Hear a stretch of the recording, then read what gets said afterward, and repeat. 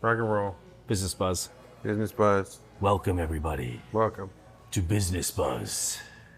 We are at a business. Actually, Jersey's right here in Lake Havasu City. Jersey's Loving American it. Grill. Have Jag. you seen the Googles? The Google reviews off. This is a sponsored? Non-sponsored. We're non-sponsored. Yeah. But we're here because we love it. Yeah. Lake Havasu, hot.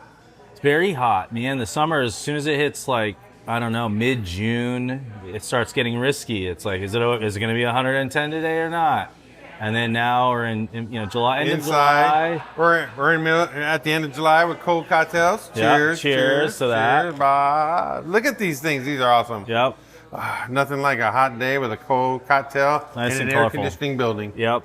And she put even little hearts on here. Did you try it? Okay. Ooh, that is good. It's like a blue raspberry type thing.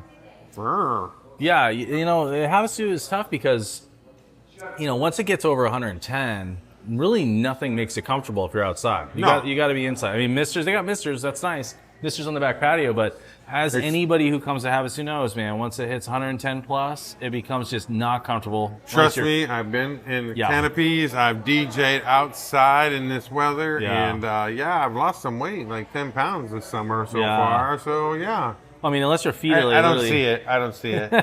The double chin hasn't hit yet. I work inside, obviously, too much. Oh, yeah, they call me Casper DJ out there in the sun. Anyway. Well, yeah, you got to sunscreen it up if you're out in the sun at all. So we're coming across the apocalypse of AI, local businesses, and we have the world, man. Inflation, deflation, all this crazy crap that's been happening for the last couple of years. I mean, I really think that it's a tail off from COVID. It's like everything got wild and crazy and unpredictable, and it like snowballed into what people thought once we were out of like the actual people getting sick from it. They thought it was over, but it wasn't. It's like now we have to pay for all that free money the government gave, for all the shutdowns and manufacturing. That's what I told Linda at first. I'm all, they're giving away this money, but they're going to get it. The government don't give you money unless they want it to come back. There is always a price to be paid for anything. And here we are. And the price to be paid, is that when you look back at 2018, if you have like an online ordering account, like a Walmart or Sam's Club or wherever you shop for groceries, and if you actually have ever ordered them, through self-checkout thing at Sam's where you can scan and go. Right. Or Walmart.com pickup orders. I don't even know if they had pickup orders actually back in 18. But if you look back at just your everyday stuff that you would get, like maybe you always get a 5-pound thing of frozen chicken. Maybe you get a, cereal. Maybe you get, spaghetti sauce. And you look at like how much more it is now. 50, 60%, some stuff 200, 300% higher. And you wonder why people are having such a hard time. And look at the restaurants like this. All the restaurants around you that are locally owned and even the large chains, they're all having this issue of like, how can we price our food that's fair, but still make a profit or at least cover our bills? Right. And it's becoming challenging. I think a lot of the small businesses are they're not making it, but they're just making enough to keep the doors open. Honestly, right now. Not to go out and get a job. Right. They're able to at least be an operator of their restaurant. I've seen some of the owners that I work with actually go pick up another a side job. Yeah. I mean, it's tough. So they're not making a whole lot of money. No. I mean, they're just surviving. And so really today's like Business Buzz is like, just trying to think through like what are the next steps for the small, medium-sized business out there, whether you're a little boutique, like down on the strip on McCulloch, you got little shops, you've got little tattoo places, you've got real estate offices, you've got antique stores, and then you've got a lot of restaurants. There's probably, I think restaurants are something like 5-to-1 when it comes to retail, like standard retail local. And so, just where we're sitting here at Jersey's American Grill, we're right across from Best Brews that's just drinks. They don't have food unless they have a food truck up front. You got Legends, that's food and drink. You got a cigar bar, Golf and Brews, which is, drinks and simulators, golf simulators. So you look around and you wonder, like, what's going to happen in the next, like, year or two? Like, are people going to start getting so used to just, like, getting their groceries, shopping, at a place, taking it home, eating at home? Or do you think there's going to be a swing back into like, I want to go out? I've actually seen, because I have the son move back in with me this month. Yeah. Crazy, but He's a traveling nurse. Yeah. Door's always open to the kids. Yeah. Well, kids, not kids and dogs. Okay, because he brought the dog. Yeah, of course, I'm taking care of the dog and him. But I've definitely seen noticing him coming back. We start buying more food at the house. Oh, yeah. And it used to be that we go to McDonald's and I can feed the whole family of 5 for like $50. Yeah, now I can't even feed me and Linda for $50 at fast food. So now you go to the grocery store. Now you got to prep it, clean it, do dishes and all that. It's slightly cheaper to actually eat at home now. Right. Which then reflects back on these businesses because they're just trying to keep alive, but yet the fluctuation has changed. It's better to stay home than it is to go out. Yeah. Personally, I like to eat out like once a week. Yeah. And enjoy Linda and our company and get out of the house because I do most of the cooking at the house. Yeah. And I love it. Me too. Yeah. Love it. Yeah. That way I get to pick what we eat. No, just kidding. Just kidding. I always tell my wife, I'm like, this is the way I show love is like, I like to like cook and prepare and like take care of that type of stuff. It's just like, I'm just one of those people. So, and she usually likes it. This will put it into a line or perspective. That's the word. The big tongue words I'm not good at. But anyway, put it in that. Last night, I said, why don't we go check out the new Whopper? Yeah. And she's like, well, that's kind of expensive. So I say, okay, we'll make some burgers at home. So we went to the Smith's, got burgers, got 20. I think they were $10 for 8. Okay. $10 for 8. So we bought the something each. Okay. We're feeding, say, 2 burgers each. Yeah. They're patties. Yeah. But 8 times 3, there's 2 each at 6. We have a little bit of leftover. Yeah. For $20. Yeah. Plus the lettuce and the tomato, which we all trust now. Right. I know. We'll see how that works. Wash your cytoplasty. Wash your stuff. Wash your stuff. Wash your vegetables. Wash your fruit. Yeah, right. Anyway, long story short is I ate for $25. Yeah. We just ate at home. Yeah. And saved ourselves $25. I think what has happened is that because it's always been technically cheaper to eat at home, but I think what has happened is the gap. Really. I think steaks are like, well, now you can't even get a steak for $23, but you can get a 6-ounce for like $20 here. Right. You know what I mean? So I think what happened is the gap got too big. Like, so it used to be you could eat at home usually always more affordably than going out to eat at a fast casual restaurant. Not like a McDonald's. Bring me back. McDonald's was always cheap. It was supposed to be. And then the gap started happening. And then like the gap now is that if you can eat at home for $25, you can't eat out unless it's $75. And it used to be like $25 or $50. So it was like you definitely knew you were going to spend more money going out to eat, but you didn't want to have to do the cooking. It was worth it because you're like, I get out of the house. Convenience. And now it's more than just the convenience. It's more like, well, shoot, like that is how much so money do we have this week? Right. And are we not going to go out as frequently? Are you not going to order drinks? You're going to order water? Are you not going to get an appetizer? You're going to share one instead of getting 2. There's like becomes this moment of like, it's becoming like a harder financial decision for the average person to make, and so they just stay at home. Well, a lot of we will grab just one menu because we will eventually order something to eat. These are really good. Aren't they good? Yeah, they're thank you. delicious. I want to attend that bar. Man. Yeah. Hey, I've never doubted. Got a hell of a review from me right now. Right. That's Brandy. Brandy. So if you're ever in here, say hi to Brandy. She's always been here for a while. She's here a lot. Yep. A staple item. She always has a smile on her face. Yep. Yes. And so I think that's what's happening. So what I'm hoping happens, here's what my prediction. Let's go for it. So, because like, we aren't about the doom and gloom of like not being able to go out to eat. And BusinessBUZZ, we want to kind of share what's the reality of now, which is like they're struggling. Every single restaurant in America is struggling. Statistically, every single consumer is struggling because of inflation and cost of living is going up. Rents are going up. Mortgage rates are still high. Home ownership is still more expensive than before. Getting your air conditioning fixed is more expensive than before. Everything Can you believe that? Yeah. But wages aren't up in reflection of this change. So I think what will happen over the next, I'm guessing, 18 months to 2 years, going right up to the election, okay? We're going to be in this moment of where AI, which we talk about a lot in our buzzwords episodes. Right. This one's the business buzz, so this is a little bit different. But I think what will happen is that AI will allow for a reduction in some consumer good costs by creating efficiencies in certain businesses where they can reduce the expense of whatever it is that's costing the items to be inflated. And I think that it'll move standard workers into, instead of being like a data entry type of position, they're doing something more of like a strategist for the business or a customer service person for the business. We talk a lot about like that face-to-face contact that people like to have. And I think that by doing these few things over the next 18 months and then having some good global geopolitical stuff settle, the Ukrainian-Russian conflict, the, of course, Iranian conflict, I think that'll bring oil down, energy down, efficiencies in businesses. Things we hope for, things that we're hoping for. And then by November of next year, even before things that we're praying election, for. This is what we're going at. I bet you can things start you want to seeing pray that. for. I think we can get back to where we were. You know, we can bring it down 30, 40%. You bring down 30, 40% of your overall cost of goods and cost of labor and cost of, you know, all this stuff.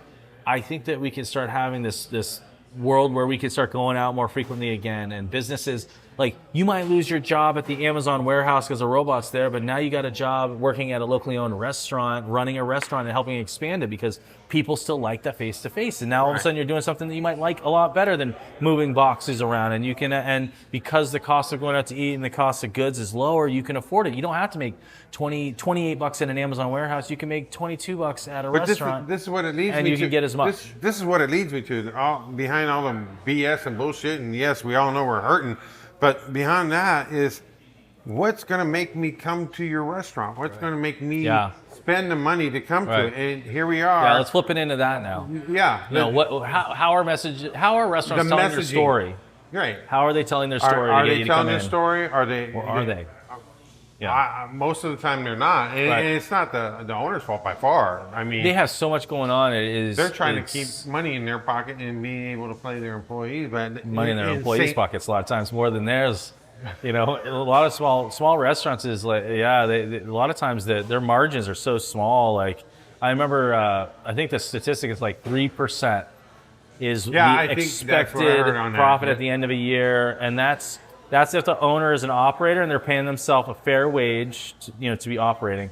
And so at the end of the year, there is no money. Really, 3% of your gross is one air conditioning unit going out, or some other thing, roof collapsing. A lot of these owners are not getting that 3%. It's burned up, and it doesn't give you much wiggle room. So when I want to go out, I look at this stuff. I go to Google. How do you find where you want to go out? How do I want to go out? Well, first, all of us are scrolling. They scroll like crazy. Yep. I mean, you can look around right now in this restaurant. I'm sure 3 or 4 of them got their phone next to them, or they're on it. I see the person right there. Right. See, exactly. Both of them. So that's 100%. Over there, won't see a phone, but they got it there. So if it buzzes, they got it somewhere. They got it somewhere. So conversation is good inside of get rid of that. But their messaging doesn't make me want to come. And a lot of times, and everybody's saying it's called AI slop. And we went down this AI slop situation before. Yep. But now I'm creating such good pictures on my phone, on my cameras, on my videos, that these guys are saying that it's AI slop. I kind of chuckle and laugh at it. I think I said that the last time. Yeah. But the messaging for some of these small guys is tell about your staff. Yeah. Talk about behind there. I can bring up one. I can bring up a business that I'm no longer with, but it's okay. Yeah. They worked it out. They started at $800,000 a year, which is pretty good for the restaurant. And then the new owner came in. He says, "Hey, Art, can you help me with the social media? Let's set up a plan. Let's make it. Let's go get it. Let's make a strategy. Focus around the restaurant, the people, the environment, the experience." There you go. I just gave you all the keys to the car for an owner to say. And you want me to say it again? It's basically how your messaging is, how your staff is. Who are your staff? Right now, I want to feel personal. Of course, I know Brandy, and we worked with her a couple of times. And I walk in, "Hey, Brandy," and get filled. So you walk in. But then you have these companies that I've worked for, 800. First year, we're making about 20%, and it's because the messaging within social media was about them and their audience. And this is where you have to commit your audience and your experience together. So they're like, wow, that was a really nice place. So the second year we came in about 1.2 2 million. That's a good lift. Well, that's because we were following the formula. The formula. Fitting the formula that we've created. Yeah. And ran it, and to the point where AI just came in recently within the last 6 months to a year. Yeah. It's been under a year, I would say that. At the end of 2025 is what we were up at $2 million for 2025. Yeah. Which for a restaurant, that's huge. That's huge. That's a healthy restaurant. They say anything over $1 million is where they can be they're healthier, and they can afford to have the staff and the right cooks and the right product Putting line, the product out paying right. the utilities and things. That is where you want to be $1 million plus if you're a small restaurant. And then so if you're at 2, then you have more profit that you can work with. You can expand your business. You can bring on more help. You can do more, spend more in marketing and advertising to drive up even more business. The owner used to walk around with sunglasses on it, and I go, now you're a restaurant bar owner right now. Right. Yeah. Yeah. You're not just the cook and the bartender and the bar back and the inventory or I was like, looking good. The business is doing good. Yeah. And then AI stepped in, and he's all, you know what?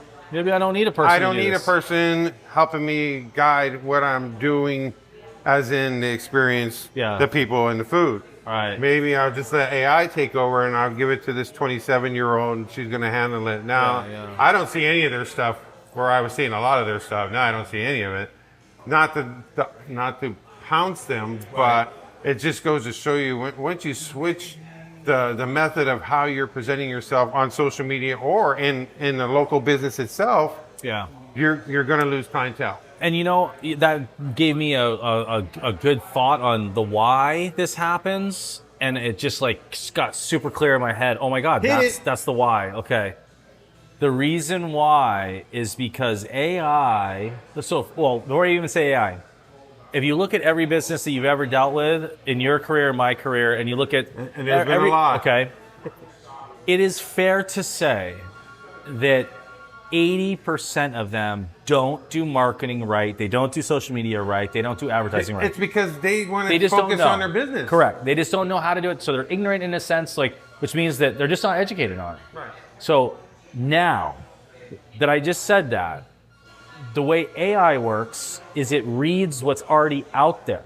Right. If AI reads 80% poorly done content, and then you ask it to give you that to create content for you, it's going to actually think that the 80% of crap is what you need, because it's trained on thinking, well, when I look at social media as a whole, if 80% of it is garbage, we just need to create that same garbage because that's what everybody's doing. It's the majority is shit. So it's just creating more of it, right? Right. I never thought of it like that. That is why slop is slop.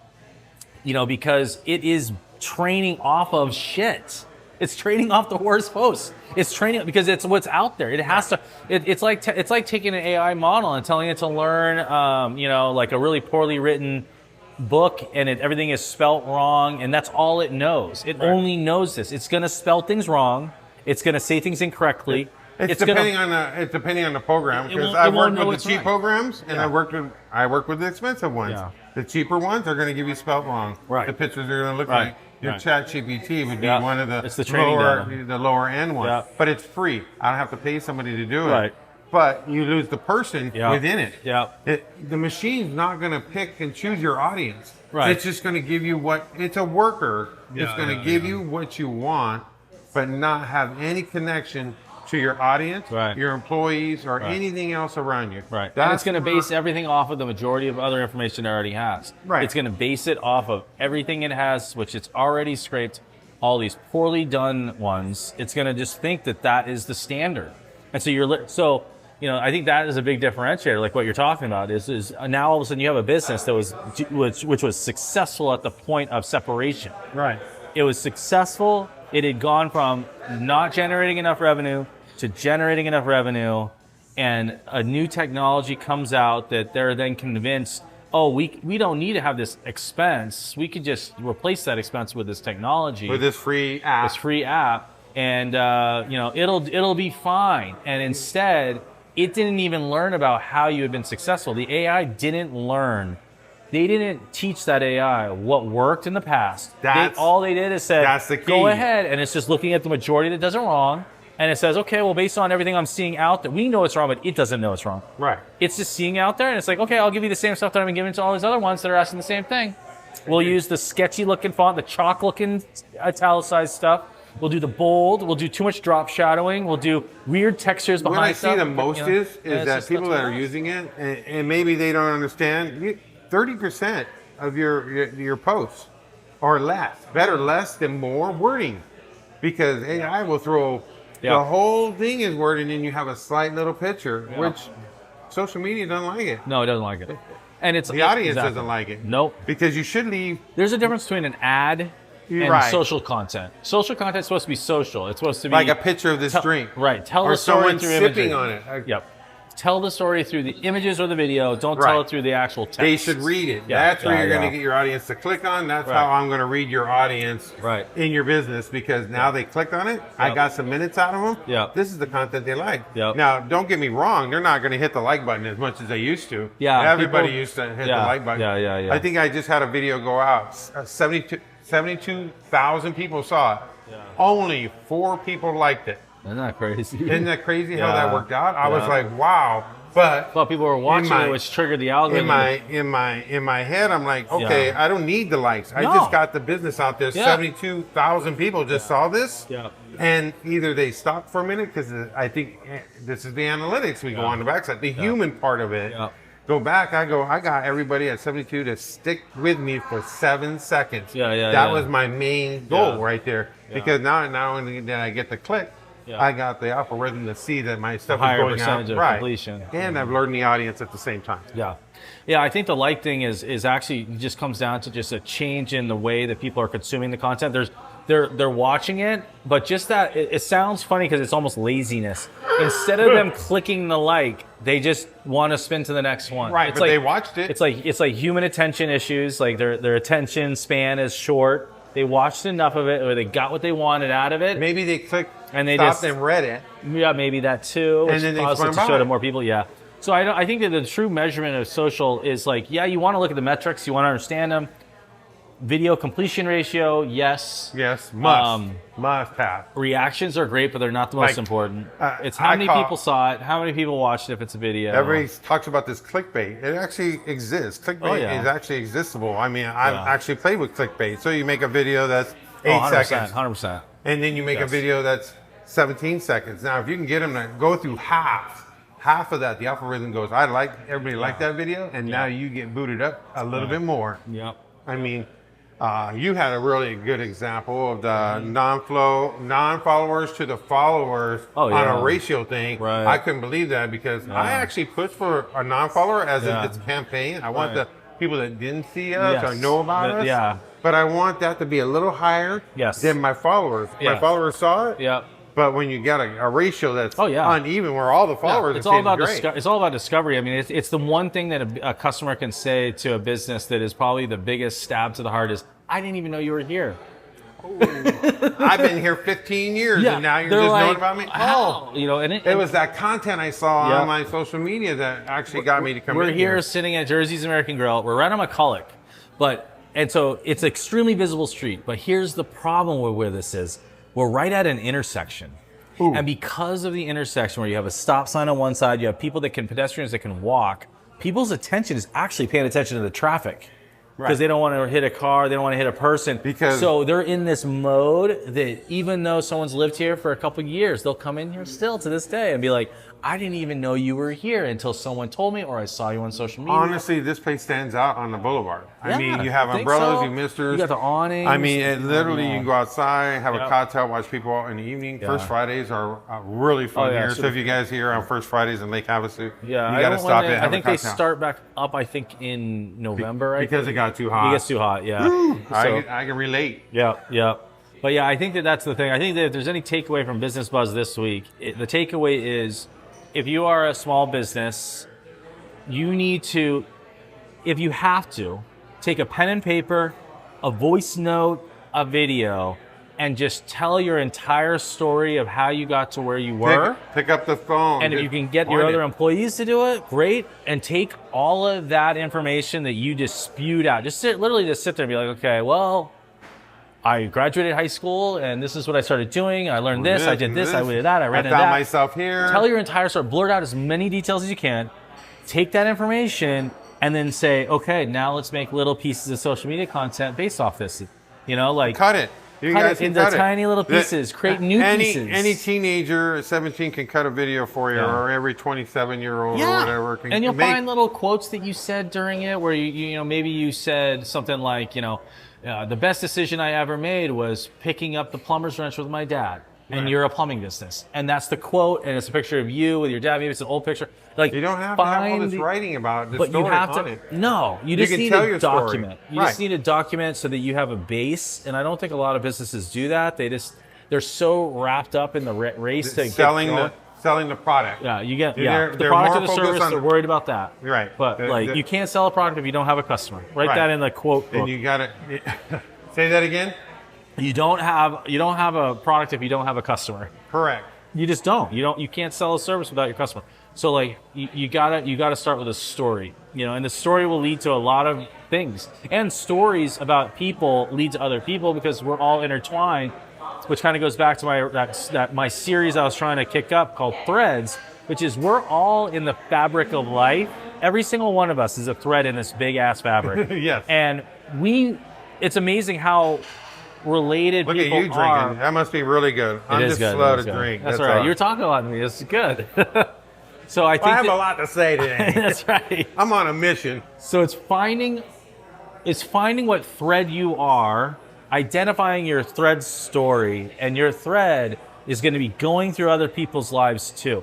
Your employees, your family, your customers, your place of business, your town has threads of history that weave it all together. Oh yeah. Finding your story through that. I moved here. Yeah. I didn't know I was going to own it. I didn't know I was going to, but my dream was to own a bar, or restaurant, or a retail store. Just like Pete's. Yeah. Where's he? He was from Jersey, literally New Jersey, which is where Jersey's American Grill comes from. He then moved to California. I don't know if he was going to school or what. He ended up working, when he was in New Jersey, New York area, he worked for his dad a little bit at the pest control company. Came out to California, started a car wash. It was extremely successful. I don't know if he had more than one. I can't remember. Met his now wife. He'll tell you later. Yeah, he'll tell me later. He met his now wife. During that time, they would come to Havasu just for little vacations. And so they started to get used to coming here, bringing the boat up, getting on the lake. That's what you got to do when you're in Lake Havasu. Bring the boat. And he was always just passionate about food. He was a Jersey boy, which is a very food-centric part of the world. Yes, it is. His wife now there's a lot of culture in Jersey. Is Italian, so she's a foodie person. And he's like, you know what? I think we should get into the restaurant business. And he started down by the bridge, but like, what a story, right? And that's kind of scary. It's the scariest industry to get in as a small business. Right. It has the highest failure rate. So it is risky, scary, unpredictable. You never know. And certainly when you have a menu that you printed, okay, let's look at this menu really quick. Okay, so let me just give you an example. That looks badass burger, right? Badass. It's set at a price. Let's just say hamburger went up 50% overnight, and his next shipment cost 50% more. Is he reprinting all these? He doesn't have time to. No. So what happens? He absorbs the loss, and then he hopes that the price comes back up. So you got to remember, a lot of people don't realize that restaurants are commodity-based businesses, which means every single element on here is a commodity, whether it's a pork belly or it's a potato. The market fluctuates the pricing based on crop and all this. And because of that, this menu in a perfect world would be digital. It'd be like an iPad, and it changes to that exact market rate, just like a gas station, so that he can maintain his margin. But instead, guess what restaurants do? They take it in the bum when it goes up. And they get a little relief when it goes down. And it goes up more than it goes down. You're crazy. Here we go. So I'm with one of my clients. He just got his food order in. A tub of pepper for a restaurant right now. Yep. $75. He goes, I remember when I was, black pepper. Wow. $75 for the tub. Must have it. It's an Italian restaurant. Right. Italians have garlic. and pepper. Pepper, everything. Yeah. So he goes, all right, look at this. This bottle right here cost me $75. Wow. And I can't throw it around like I used to. You know, that used to be 45. Yeah. And within the last year, Yeah. it's quadrupled it. And now I can't, my prices are good. I don't want to raise my prices because all my... He doesn't want to scare off his customers. Right. The same thing happens here. So they're eating it. They're eating it a lot. Yeah, they And take it, yeah. Yeah. And that's where it's a risky thing, you know. And so, like, I think if people could take away anything, if you're a small business operator, figure out what your thread story is. How are you intertwined with people? I like how Come up you're with doing that. that. Second thing is, if you're not a business owner and you're a customer, keep in mind how delicate this balance is. Be nice to these businesses. You know, sometimes you'll go in and your experience is great and you don't tell anybody, but you go back, so that's nice. Right. But tell somebody. Secondly, sometimes you go in and your experience isn't great, but for some reason you decide to tell everybody. Give the restaurant a chance to make it right. Reach out directly before you go out and try to punish this business. Put it in the comments, because remember, let them know. No, this is serious when they do that. I agree. If you can't say nothing nice, don't say it at all. Go right to the manager. That's what that's an old Gen X thing. But Gen if you, Alpha, it was the original. Hey, watch out. OG right here in the building. Yep. But if you're going to talk bad about a company or you have a comment that you think that's going to fit within it, just remember there's family lives depending on it's not just the one person, the owner. It's exactly. You said it all right. the way down. It's the Depends on- Brandys, I've seen it's it the so it's bad. the Dylans, it's the Frankies, it's all the other staff that, like, this is their livelihood. This is their family. Give them a shot to fix it. That's all I ask for, as like someone who helps market businesses, small businesses, and who is a small business, is like, give them a chance. If you give them a chance and they are spitting in your face and flicking you off and saying they don't care, then I understand. But if you're not even giving them a chance, I just don't understand it. And I think that people need to think through that. I won't even tolerate with most of my clients. My clients don't even tolerate comments. They go, we don't need them to make bad comments. Block them. Block everything. We don't need their bad comments because they were just working on either hating, or they just had a bad experience that they didn't explain to the server or the owner at the time. Right. But most owners are watching their social media. Right. I can honestly their say messages, that. Their Google reviews, their comments Yelp and reviews, stuff, or they hopefully. trust the individual that's working it to make sure that it's answered or replied to. Yep. And right now, that's the biggest thing with the algorithms right now. If you're not applying yourself to it, now, okay, so I got 6 comments that said, great food, blah, blah, blah, blah. Well, it was shit, blah, blah, blah, blah, blah. I'm not going to even worry about that comment. You might as well just say that you just got excluded from us. Right. Most businesses don't want your business back because you talk so bad because you didn't direct to them. They didn't come back to you. You didn't give them a chance. You didn't give them a chance to fix it. Don't think you're going to get something free, because most people obviously think they're going to get something free. But if your story's good, it can be justified. 99.9% of the owners will say, you know what, I owe you a dinner for that, and go from there. Yeah. The good owners, the good customers all work together as one. Anyway, I don't even need to say that. Cut that out. Cut it. No, it's all right. You know, I had a client that, or I have a client that had a big table come in. It was a party of 12, and the food it took a while to get to the table because it was extremely busy night. You saw that? You saw one of your things, or did you experience? I had heard from the owner. They explained to me what had happened because I saw some reviews coming in that were negative from it, and they explained it to me. And it was a party of 12. There was only 2 people that actually complained publicly about it.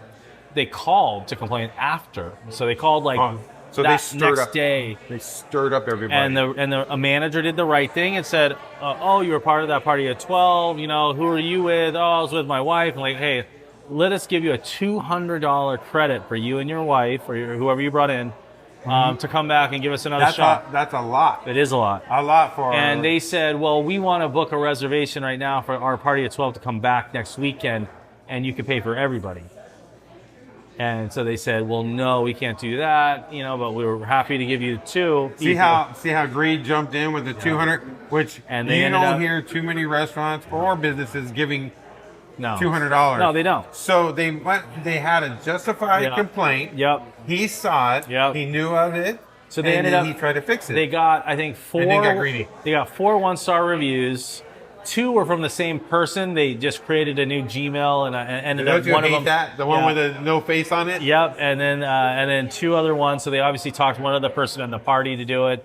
But if that doesn't go to tell you that the 4 that came in with 2 with one person, so it's 3 total negative reviews out of a party of 12, which means that I'm sure they asked all of them to do it. Right. But their friends were probably like, no, I'm not going to trust this business just because it took a while for our food. Right. It was a busy 2 of night. you really had a complaint. But it was a husband and wife that wanted it all for free, and then they got one of them, someone else to get involved.